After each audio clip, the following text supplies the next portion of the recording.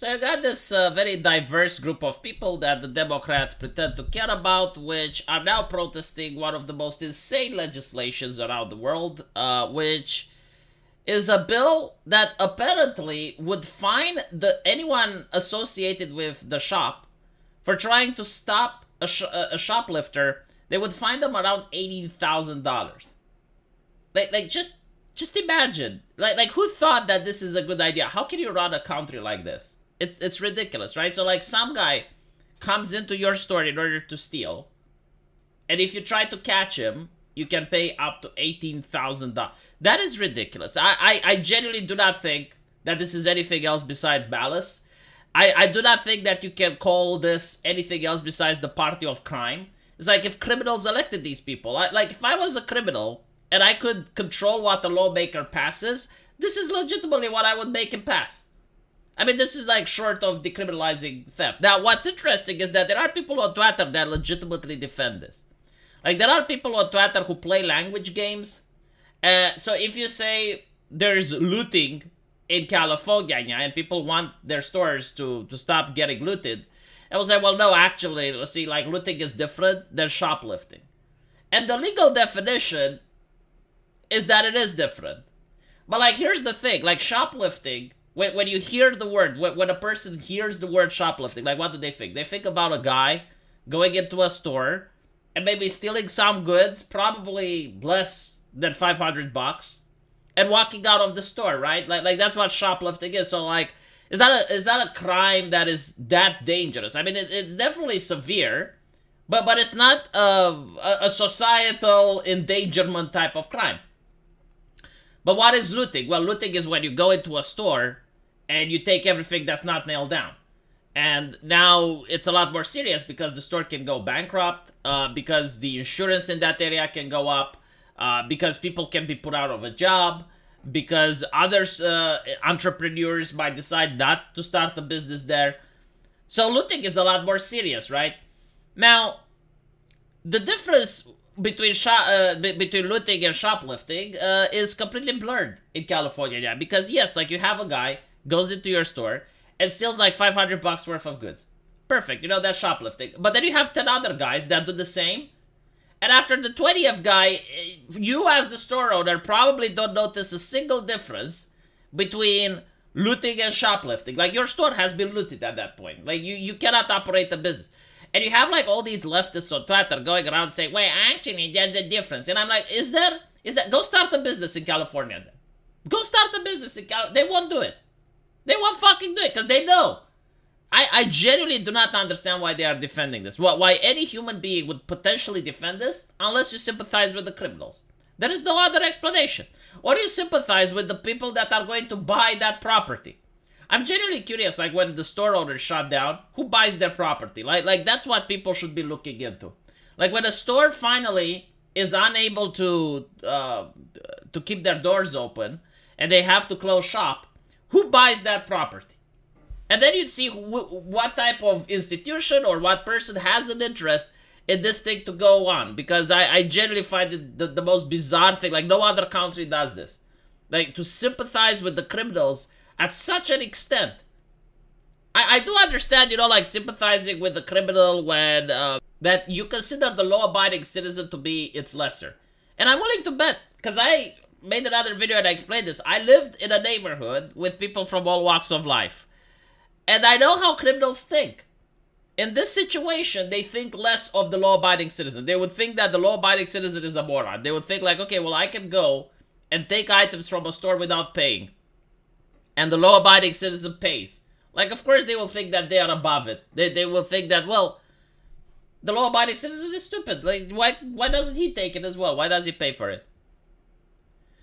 So, apparently this is on Fox News, and even the media is saying, we keep seeing it all the time, flash mob robberies, business getting broken into or stolen from all throughout the state. Yeah, because that's another thing.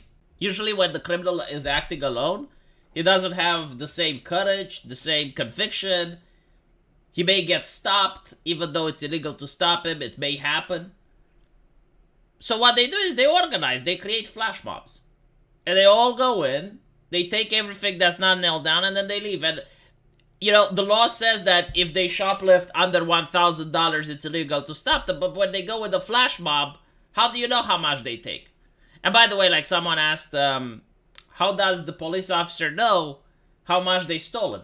Because that's another question, right? Like, how would you know if they stolen more than 1,000 or not? That's the whole point. It's for the cops not to chase them. They don't know.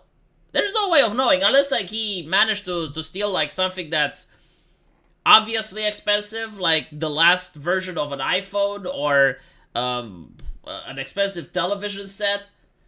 But other than that, like the cop genuinely doesn't know how much the thief has stolen, so probably they don't chase. Simple as. So apparently, in a statement provided by court, and by the way, like, and allegedly this legislation was passed in order to prevent the cops chasing an actual person that stole, and then the person who stole pulls a gun on the cop or does something stupid, so the cop opens fire, and then the media is like, oh, racist cop kills innocent person. This is the ideology that created this. Like, no other country functions like this. I want to point out, like, look at what South Africa does to minorities that steal. Look what, if you're a white guy in South Africa and you steal, you don't get this shit. No one cares. Most countries don't care about criminals, believe it or not. Like, most countries are like, oh, what did he do? Well, he stole stuff. Okay, and did he resist arrest? Yes. Well, there's no racism to be had there. Well, what did you expect the cop to do? Like, if you're the police officer and you have to catch him and he pulls a gun, well, what do? You dodge bullets like in Matrix? But anyway, this is America, so it's the land of the ESG. Apparently, under my SB 553 bill, employers would be prohibited from forcing their rank-and-file non-security workers to confront active shoplifters, and all retail employees would be trained on how to react to active shoplifters. The legislation, other provisions to keep people safe at work. Let's take every reasonable step to prevent another workplace assault or shooting. So again, first, they don't allow the cops to stop criminals. Now, they don't even allow the employee to hire private security. This is insane. Like what else can the criminal want? Seriously, if you're a criminal and the Californian legislator is Santa Claus, what more can you ask for Christmas? What more besides this? And the thing, the cherry on top, is the snark. It's like, let's keep employees safe. Yeah, I mean, they're going to be safe out of a job, I guess, the same way under COVID. It's like, stay safe in your house, locked up. Be safe while you're starving and are unable to get a job. Yes, like, the word safety has been weaponized to such a degree that I dread to hear it. Like, I don't think there's anything worse than the government trying to keep you safe. But no, seriously, just look at what they're doing. Like, they're not letting the cops do anything. They're not letting the staff do anything. So how are they stopping crime? They're not. So apparently there was a rally which was held at Capitol on Thursday, and many small business owners, lawmakers, and law enforcement personnel say the bill will encourage shoplifting and increase crimes. I love the fact that you need to say, oh, these people are claiming, as if there is any doubt. As if there is, like, you already saw what happened when the cops weren't allowed to do anything. Now, basically, if you're an employee, and I think, like, the reason for this, like, generally, the reason this bill is passing is because they saw that some employees are taking the law into their own hands. And they had, like, some sick guy with a stick, which was beating a shoplifter. And that didn't look good on cameras or some shit. Like, everyone had compassion for the shoplifter getting beaten, than for the guy that actually had his store robbed for the 9th time that day. So every business owner here has worked hard to pursue the American dream. We create jobs, pay taxes, and serve our communities. But at every turn, California now seems to make things harder. Our leader should be supporting us, not the criminal who makes it our stay in the business.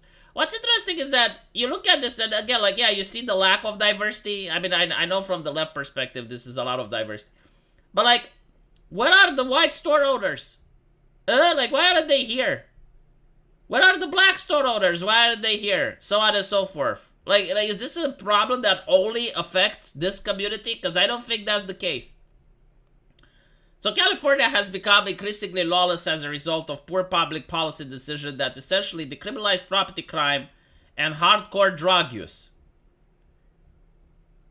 It will be interesting to see what's coming next elections. I mean, there have been cases where states in America used to be incredibly wealthy and very well developed, and then they ended up places where no one wants to live there, and they look like third world countries. They look worse than Romania. California, I guess, like it can definitely be the next in line. Let me know what you guys think, and as usual, I will see you in the comment section. Take care.